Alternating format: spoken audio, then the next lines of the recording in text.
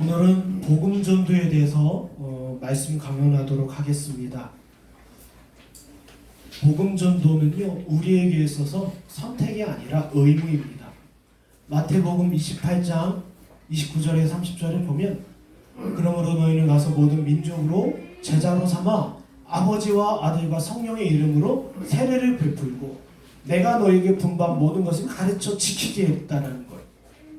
그렇다면 이 복음 전도는요, 하나님의 성도된 자들, 그리스도인 된 자들, 하나님의 백성된 자들에게는 이것이 단지 우리가 취사 선택할 수 있는 것이 아니라 저와 여러분에게 있어서 의무라는 것입니다. 그 다음에 이 복음 전도의 대상은 누구입니까? 세상에 있는 사람들, 아직 그리스도를 알지 못하는 사람들, 복음을 듣지 못한 사람들, 예, 맞아요. 1차적으로 그들을 향하여 우리는 나아가서 복음을 증거해야 합니다. 그러나 2차적으로 교회 안에 있는 자들을 향해서도 우리는 복음 전도를 해야 돼요. 네. 우리 시대가 어떠합니까? 교회 안에 그냥 머물러 있다라고 해서 그 사람들이 다 구원 백성이 됩니까? 아닙니다.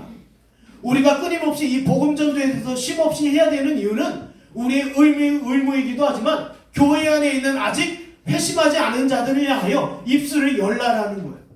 단지 교회 안에 나와 있으니까 이 사람을 놓고 우리가 안심하고 머물러 있는 것이 아니라 이 영혼 가운데 구원의 역사가 나타나기까지 우리는 수고해야 된다는 것입니다.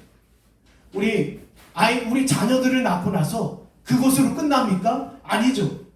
자녀가 장성한 분량에 자라기까지 우리는 수고하고 노력해야 돼요. 마찬가지입니다. 한 영혼이 교회 안에 들어왔다라고 한다면 우리는 그들을 향하여 복음 전도를 해야 돼요.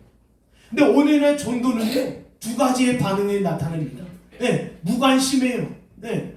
예정론에 완전히 심취되어 있어서요, 네, 예정의 교리를 오해해서요, 하나님께서 택하신 자들은 하나님께서 알아서 구원하실 거야, 네, 이와 같은 가르침 가운데 빠져있는 자들이 있어요. 무관심합니다. 전도에 대해서, 선교에 대해서 본인 스스로의 입술로 복음 전도할 줄도 몰라요. 또 한편에 있는 사람들은요, 헛된 열심 가운데 빠져있어요. 그냥 할 수만 있으면 그냥 사람들을 끌어다 앉히려고 합니다. 네. 그냥 교회 안에 수단과 방법을 가리지 않고 그냥 교회 안에 끌어다 앉혀놨으면 이 사람이 구원 백성이라고 여겨요. 이 두 가지의 오류가 오늘에 지배하고 있습니다. 무관심한 자들과 헛된 열심 가운데 빠져있는 자들. 이 시간 우리는요, 본문을 통해서 주님께서 원하시는 복음 전도가 과연 무엇인지, 그리고 이것이 우리가 취사 선택할 수 있는 것이 아니라 하나님의 구원 백성들에게는 반드시 의무인 거예요. 보세요. 가끔 제 딸 예은이랑 제가 성경적인 얘기를 합니다. 말씀을 읽어줘요. 네. 그때 아버지로서 해야 할 의무가 뭔지 아십니까? 계속 이 자녀에게 복음을 전도하는 거예요. 네, 전도하는 거예요. 어떻게 전도합니까? 이 영혼 가운데 성령의 역사심으로 말미암아 회심의 증거가 나타나기까지 부모와 그리고 주일학교 선생님들은 이를 위하여 수고해야 되고요. 그리고 교회 재직들은 이것을 위해서 우리는 헌신해야 돼요. 신장 한 분 왔다. 이분의 외형적인 것, 예, 이분의 사회적 위치, 그리고 교회단위 경륜, 아무리 다른 교회에서 직분을 받아 왔다 하더라도 가장 먼저 중요한 것은 이 10년 가운데 복음이 있냐, 이 10년 가운데 회심의 역사가 있냐, 이걸 먼저 가장 우선되게 살펴봐야 된다는 거예요. 예. 이분이 어느 교회에서, 어느 대단한 교회에서 어떤 직분을 맡아 어떤 봉사를 했대, 이게 중요한 것이 하나도 아니에요. 이 사람이 하나님 앞에서 과연 어떤 사람인지, 그 사람이 직분을 받아가지고 세상에서 자기 뜻대로, 자기 욕심대로, 자기 소견대로, 자기 의지대로 살아간다면 그 사람은 다시 점검받아야 될 사람. 이것을 하는 과정과 작업이 바로 복음 전도예요. 세상 사람들한테도 마찬가지고요, 교회 안에 있는 자들에게도 마찬가지. 이것을 주님께서 오늘 권면하시고 교훈해 주십니다. 그렇다면 우리 본문 한번 볼까요? 본문 41절에서 우리 44절까지의 말씀입니다. 함께 읽겠습니다. 시작!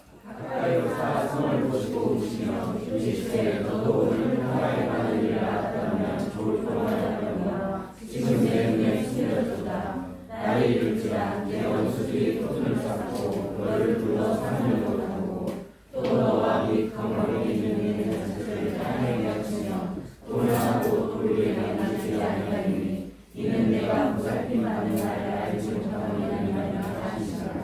네, 먼저 복음 전도는요, 평화에 관한 교리를 전하는 거예요. 평화에 관한 교리를요.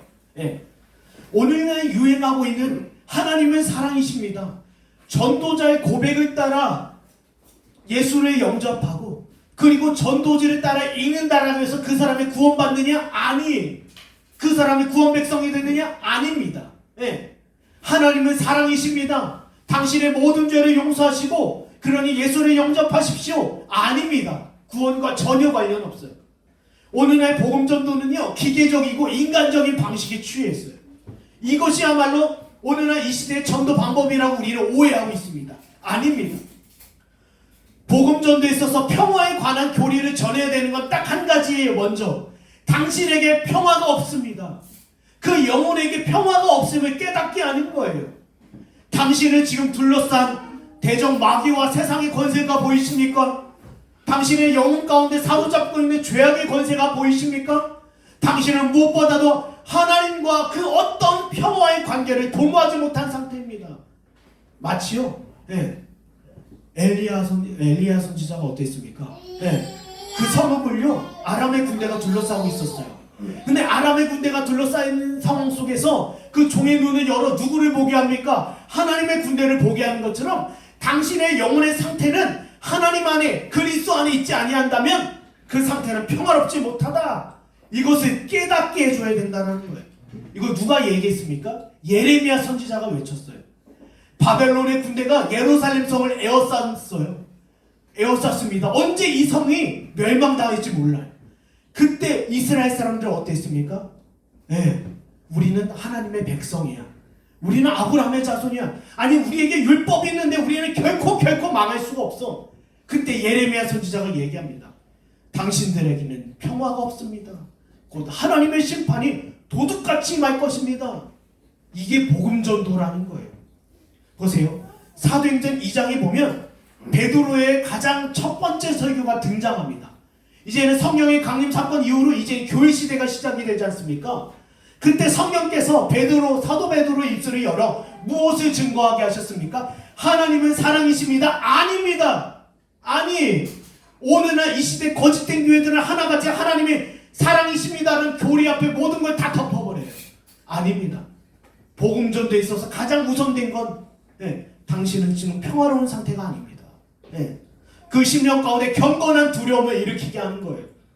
사도행전 2장 37절에 38절을 보면 그들이 이 말을 듣고 마음에 찔려 베드로와 다른 사도들에게 물어 이르되 형제들아 우리가 어찌할꼬 하거늘 베드로가 이르되 너희가 회개하여 각각 예수 그리스도의 이름으로 세례를 받고 죄사함을 받으라. 그리하면 성령의 선물을 받으리라. 이것이에요. 사랑하는 여러분, 베드로가 가장 먼저 증거한 것은 하나님의 사랑이 아니라 당신이 십자가를 못 박은 그 예수를 우리의 주와 구원자가 되게 하셨다라는 거예요. 다시 말씀드리자면 너는 살아계신 하나님의 아들을 십자가에 못 박은 엄중한 죄인이다라는 사실이에요. 여러분, 오늘날 이 시대 가운데 회개하지 아니한 자들은요, 어떤 자들입니까? 2000년 전에 예수가 나와 무슨 상관이냐 하겠지만 예수 그리스도가 오신 이유가 무엇입니까? 죄인들을 위해서 오셨어요. 바로 당신 때문에 예수 그리스도가 십자가에 못 박혀 죽었다라는 겁니다. 이 사실을 깨닫게 하는 거예요. 이 사실을 알게 하는 거예요. 당신은 죄인입니다. 당신의 처지와 상태는 지금 하나님의 진노와 심판 앞에 있습니다. 그럼 우리는 이렇게 생각합니다. 우리의 생명이 80이요 100년이다라고 할 거예요. 네, 맞아요. 저와 여러분의 생명이 80년이에요. 100년이에요. 하지만 중요한 것이 있습니다. 이 생애가 얼마나 짧은지. 우리가 순식간에 이 짧은 생애를 보내고 하나님의 엄중한 심판대 앞에 살아계신 하나님을 마주하게 될 거라는 거예요. 그러면 그 마주할 때 우리는 어떠하겠습니까? 우리가 이 생애 가운데 주님께서 마련해 놓으신 그 평화에 관한 일, 보살핌을 받는 날 가운데 은혜를 누리지 않는다라고 한다면, 유익을 얻지 못한다라고 한다면, 기회가 제공되었을 때 그 기회를 얻지 못한다라고 한다면 하나님의 엄중한 심판대 앞에서 어떡하겠냐라는 거예요. 어떡하겠냐라는 거예요. 제가 예전에요, 캐나다 법정에 한번 가봤어요.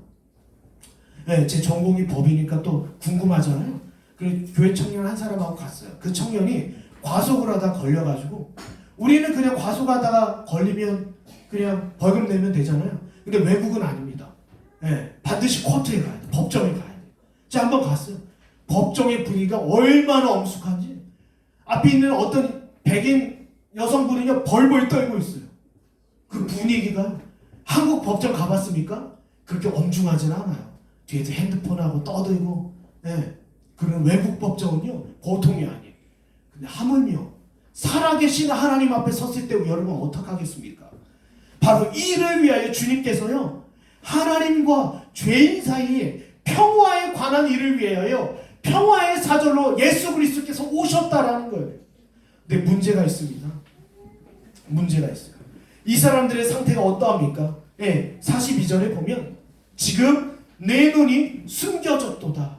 지금 가려졌다라는 거예요. 눈이 감긴 상태라는 것입니다. 예. 주님께서 오늘날 이 시대 가운데 영혼을 향하여 마음의 문을 두드리고 있어요. 마음의 문을 어떻게 두드리고 계신지 아십니까? 지금 하나님과 당신과의 관계가 평화롭지 못한다는 거예요. 그게 레위기에서 말하는 화목제물 얘기하지 않습니까? 화목제예요. 우리가 저번에 레위기 하면서요 화목제에 대해서 이야기하고 있어요. 인간 영혼의 모든 상태는 하나님과 평화롭지 못하다.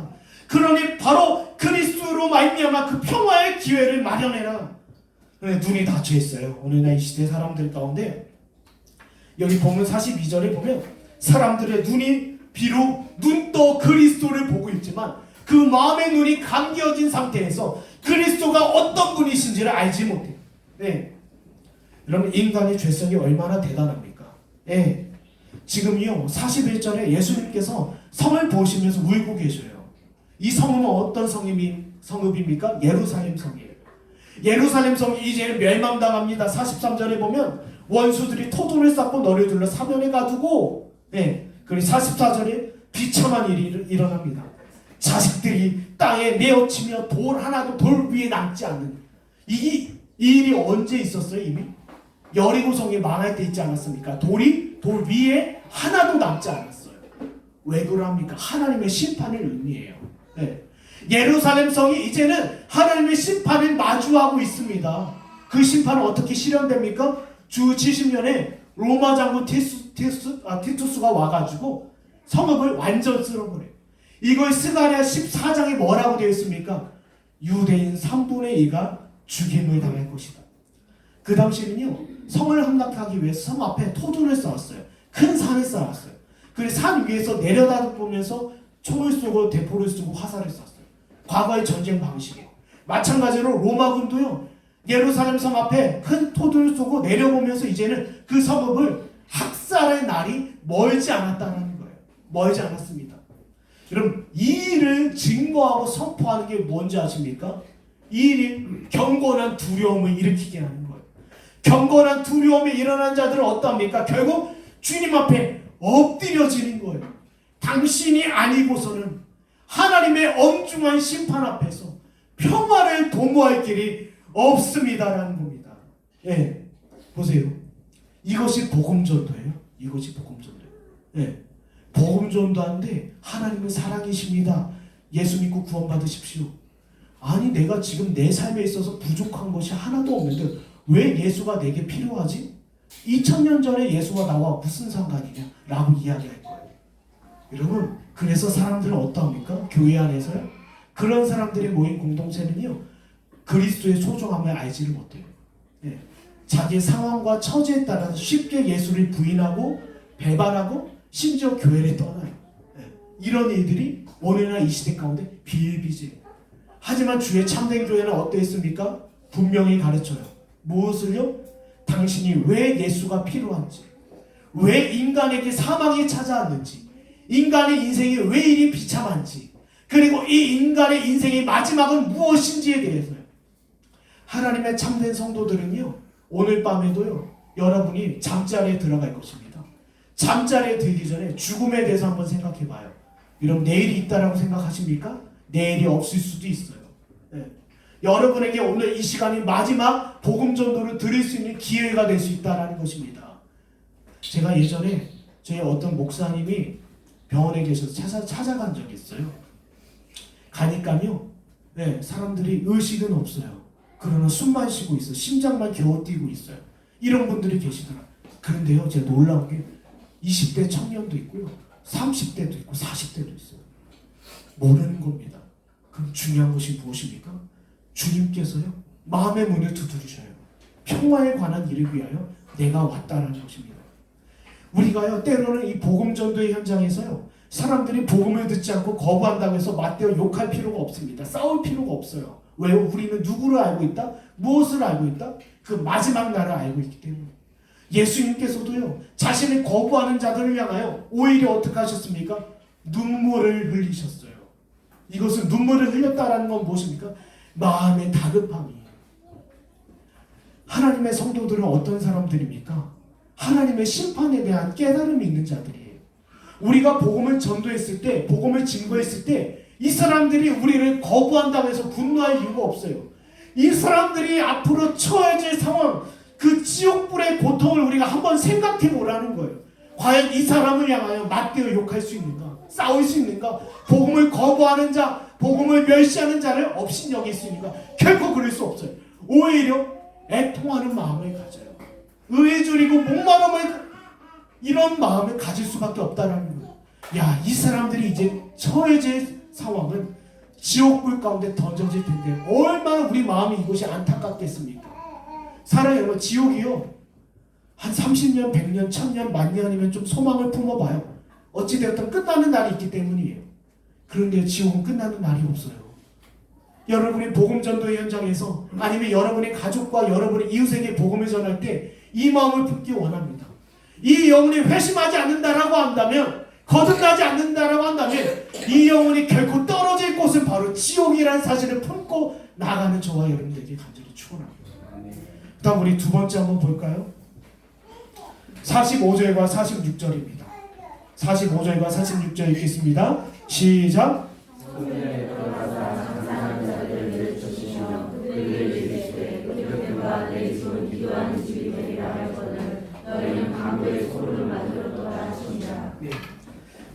다음으로요, 복음 전도야말로 교회와 성도를 각성시키는 유일한 길이에요. 뭐라고요? 교회와 성도들을 각성시키는 유일한 길이에요. 보세요. 예수님의 사역도 한번 살펴보세요. 사도행전에 나와 있는 제자들의 사역도 살펴보세요. 가장 먼저 찾아간 곳이 어디입니까? 네.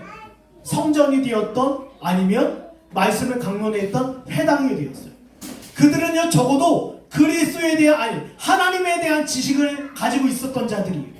그리고 그리스도에 대한 지식도 있습니다. 오실 메시아가 있다라는 지식도 갖고 있어요. 율법도 알고 있었습니다.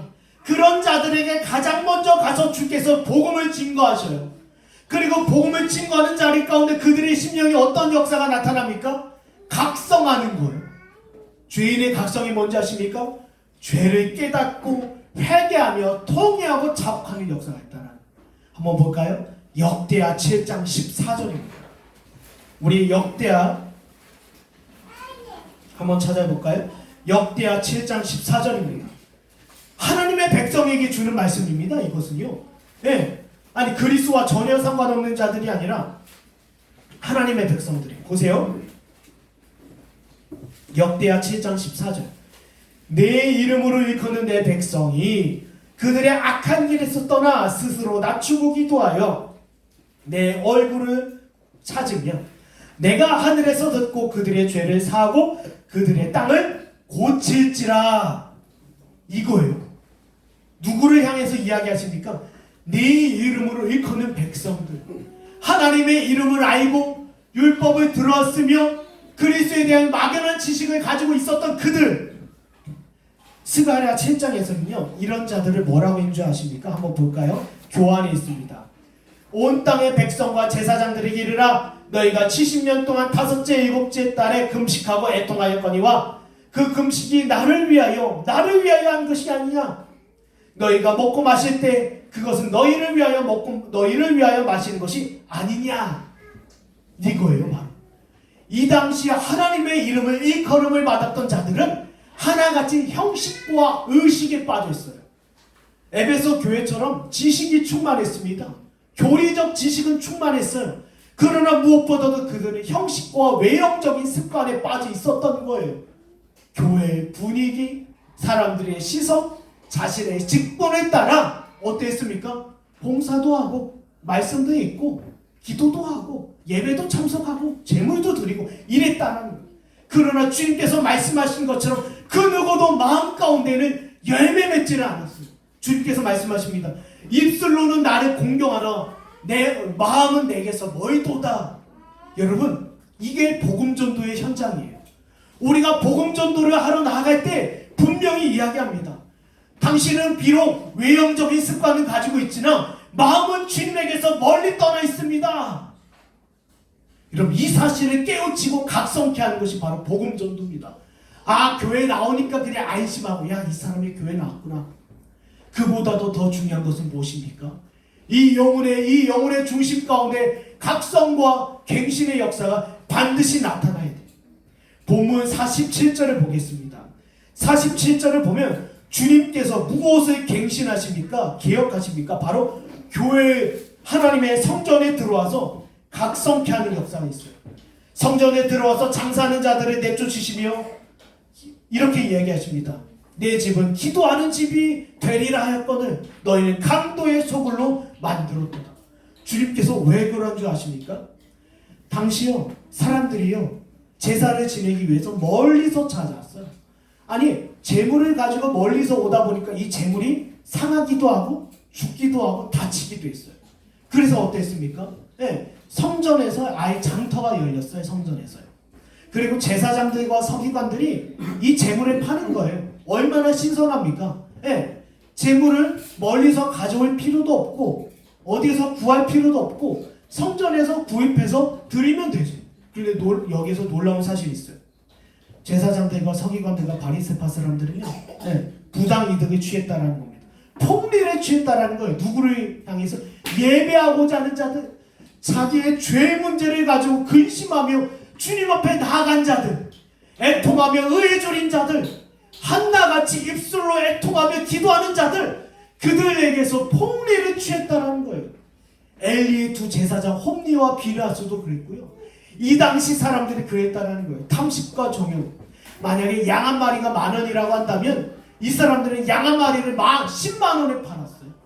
이와 같은 부당 이득을 취하며 하나님의 이름을 간판으로 내걸고 자기 뱃속을 취했다는 거예요. 뱃속을. 오늘날도 있지 않습니까? 사랑하는 여러분. 하나님이라는 이름을 걸고 그리스도라는 간판을 걸고 그 마음에는 자기의 사업, 자기 일, 자기 욕심, 자기 탐욕, 자기가 돈 버는 일에만 혈안이 돼서 어떻게 하면 물질을 구할까? 어떻게 하면 물질을 얻을까? 아닙니다. 사랑합니다. 보세요. 여기 스가랴 11장에 나와 있습니다. 제가 지난번에 스가랴 강해를 하면서 나눴던 얘기인데요. 제가 읽겠습니다. 보라, 내가 한 목자를 이 땅에 일으키리니 그가 없어진 자를 마음에 두지 아니하며 흩어진 자를 찾지 아니하며 상한 자를 고치지 아니하며 강건한 자를 먹이지 아니하고 오히려 살찐 자의 고기를 먹으며 또 그 굽을 찢으리라. 화 있을진저 양떼를 버린 못된 목자여, 가니 그 팔과 오른쪽 눈을 내리리니 그 팔이 아주 마르고 그 오른쪽 눈이 아주 멀어버릴 것이라 하시니라. 얼마나 두려운 말씀입니까? 사람들 중에 한 복음 사역자를 딱 세워요. 그리고 주님께서 책망하십니다. 마음이 흩어진 자들, 그리스도를 잃어버린 자들, 회심하지 아니한 자들, 그들을 위하여 너는 과연 복음을 전도했냐 이거. 너의 관심은 오직 한 가지, 살찐 자의 고기를 취하는 데 있지 않았냐. 한 가지입니다. 자기에게 도움이 될 만한 자들, 부유한 자들, 유익이 될 만한 자들, 돈 없는 자들은 찾지도 않고요. 가난한 자들을 돌아보지도 않고 그 영혼의 상태가 곤고하여 강팍한 자들을 찾지도 않고요. 그저 야, 이 사람 있으면 교회 도움이 되겠다. 이 사람 있으면 내 사역에 좀 더 유익이 되겠다. 이런 자들만 찾아다녔다는 거예요. 주님께서 말씀하십니다. 이런 자들은 양을 버린 못된 목자라고 주님께서 말씀하셔요. 이것을 갱신하고 개혁하는 것이 바로 복음 전도입니다. 쫓아버리셔요. 주님께서 쫓아버리시고요. 영혼들 가운데 각성의 역사를 나타내기를 일하신다고 합니다. 하박국 3장 2절을 보면요. 여호와여, 주는 주의 일을 이 수년에 부응하게 하옵소서. 이 수년에 나타내시옵소서. 진노 중이라도 궁예를 잊지 마시옵소서. 이것이 저와 여러분의 기도의 제목이. 주님께서 말씀하십니다. 내 집은 강도의 소굴이 아니라 기도하는 집이다. 무엇을 위해 기도합니까? 우리의 마음의 소원과 우리가 마음에 원하는 것을 주님 앞에 내어드립니까? 주님, 이것을 들어주셔야 합니다. 이것을 응답해 주셔야 합니다. 이 말씀을 하나님, 이것을 소원을 이루어주셔야 합니다. 이건 기도가 아니에요. 가장 원하는 주님께서 기뻐하시는 기도가 뭔지 아십니까?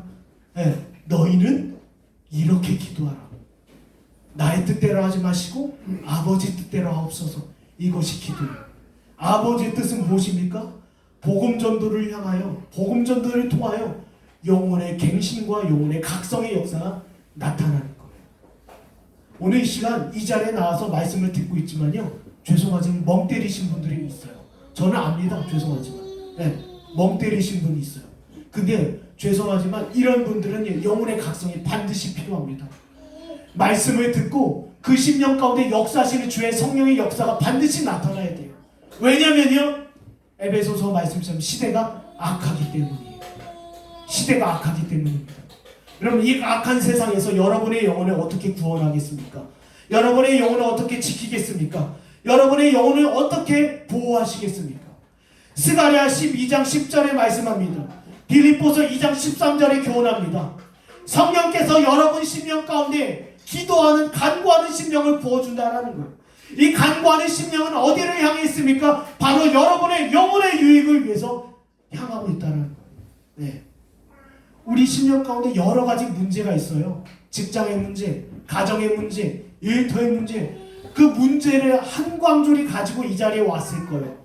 그러나 그 문제가 해결되는 가장 먼저 중요한 것은 무엇입니까? 나의 뜻대로 하지 마옵시고 아버지 뜻대로 하옵소서. 이것이 문제 해결의 가장 중요한 거예요. 이 시간 저와 여러분이요, 영혼의 각성을 위해서 기도합시다. 주님께서 교회를 엎으시고 거짓 사역자들을 내쫓으신 이 부흥의 역사가 나타나는 것처럼, 주여, 우리의 심령 가운데, 우리 교회 가운데, 우리 가정 가운데, 내 메마르고 곤고한 심령 가운데 아모스서 8장 11절의 말씀처럼 마시모를 찾고자 듣고자 하는 그 자들 가운데 임했던 주의 각성의 역사, 회개의 역사, 그 부흥의 역사가 우리 심령 가운데 나타내 주시옵소서. 이것이 바로 저와 여러분의 기도예요.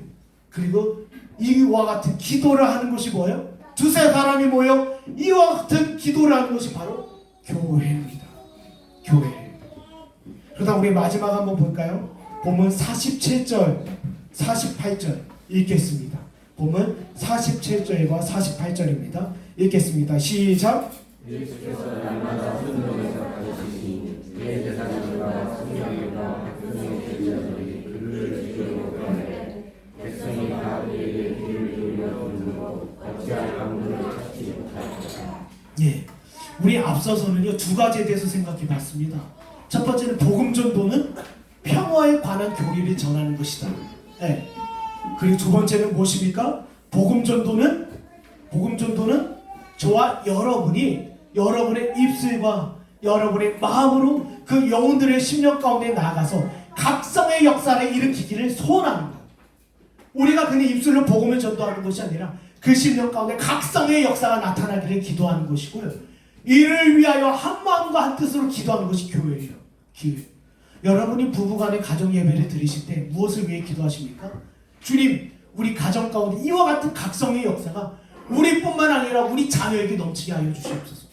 이런 자들이 모여있다면 교회는 기도하는 공동체가 될 수밖에 없어요. 그럼 마지막으로 보면요, 복음 전도는요, 진리의 말씀을 가르치고 교훈하는 거예요. 네. 앞서 제가 말씀드린 것처럼 전도자의 입술을 따라 사형리나 전도지를 읽고 끝나는 것이 전도가 아니라 지속적으로 그 영혼을 만나고 상대하며 하나님의 말씀에 대해서 가르치는 것이 바로 복음 전도예요. 그래서 여러분에게 중요한 것은요, 하나님의 말씀을 이해하고 깨달을 수 있는 능력이 필요합니다. 그 말씀을 가지고 우리는 지속적으로 만나면서 복음 전도를 해야 돼요.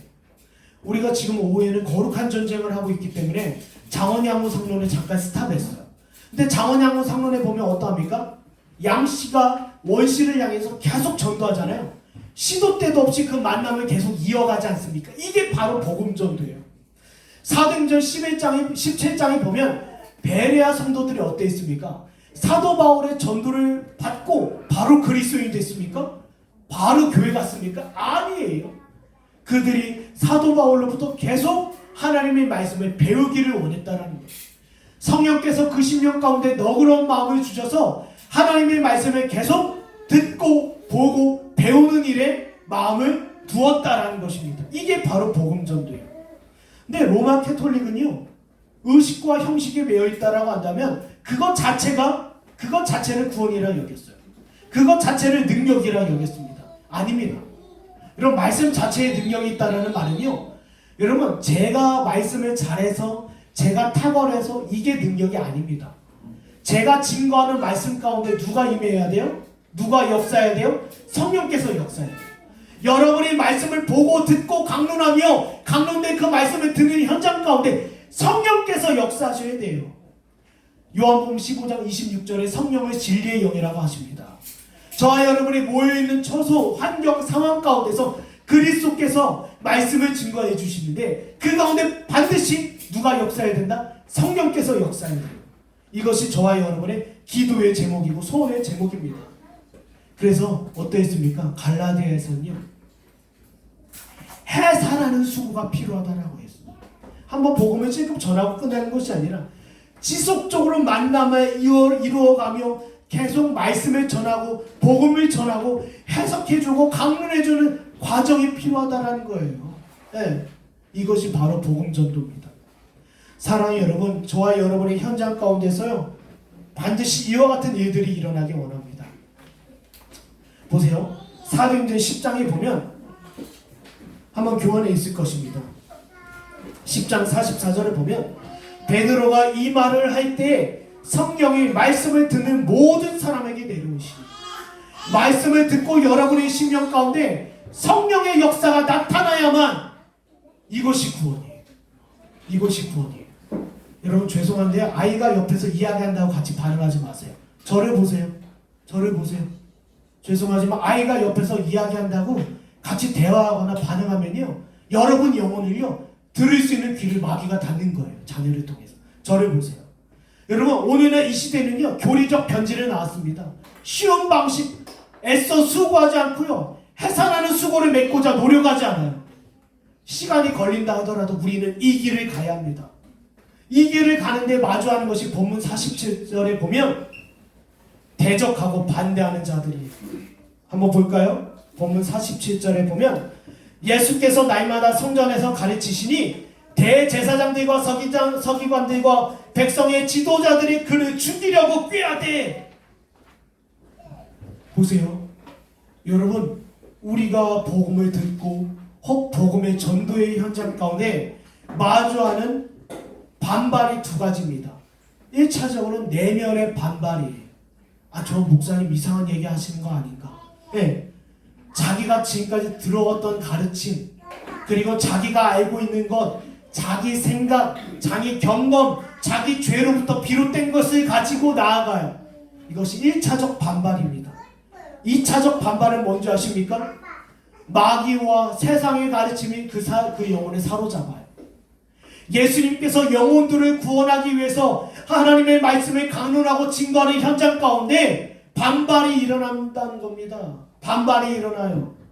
여러분, 저도요, 복음을 증거하는 자리 가운데서요, 갑자기 전도 받는 사람이 전화가 온다던가, 갑자기 옆에 있던 자녀가 소리를 지른다던가, 요즘에 신방하면 집들마다 강아지들의 애완견이 있어요.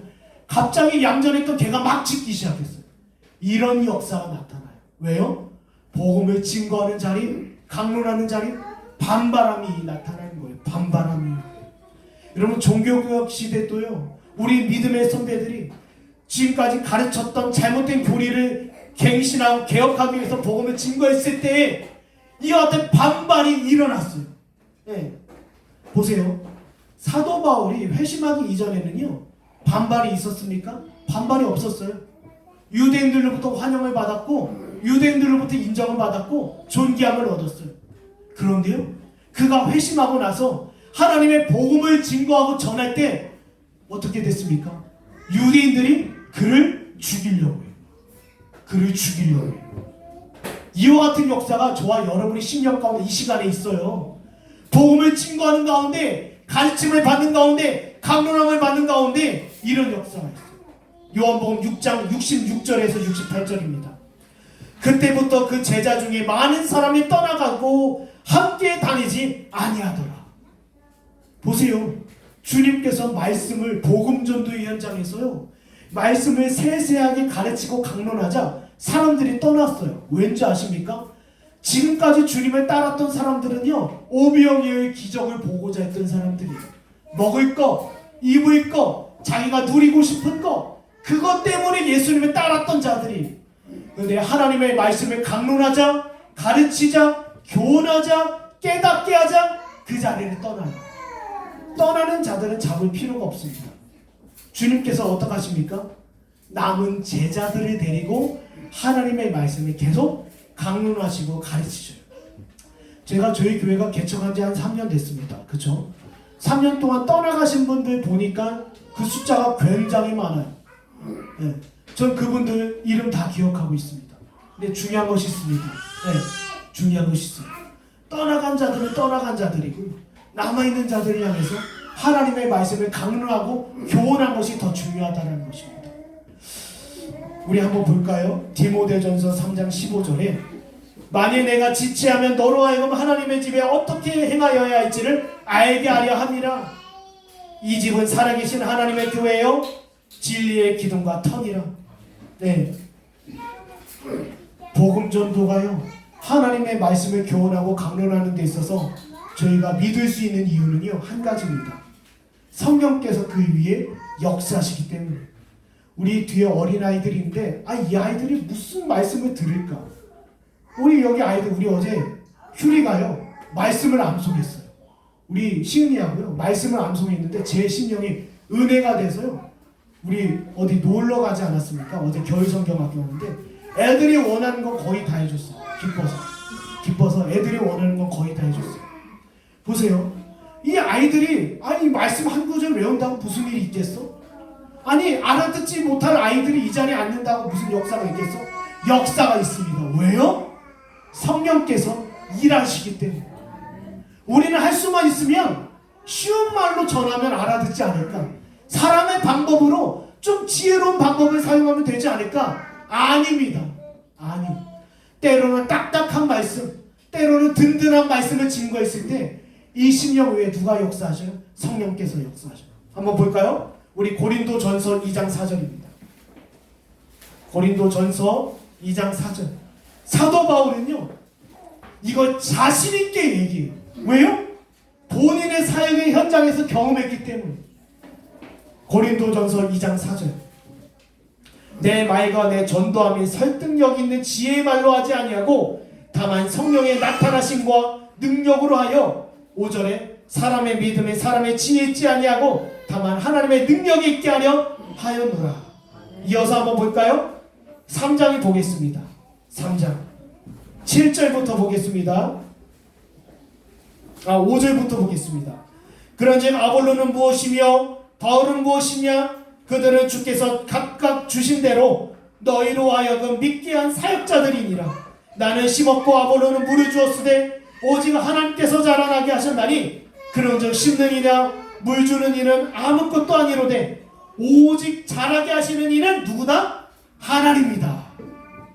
하나님께서 저와 여러분의 믿음을 자라게 하시고 영혼들 가운데 중생의 역사를 허락하시겠다는, 만약에 이것을 사람의 편으로 바꾸고 다른 방식을 찾아가고 다른 것을 의지하게 된다면 고린도전서 1장 18절에 십자가의 도가 멸망하는 자들에게 미련한 것이요 구원을 받은 우리에게는 하나님의 능력이라. 이 십자가를 능력이 아니라고 이야기하는 것과 똑같아요. 네.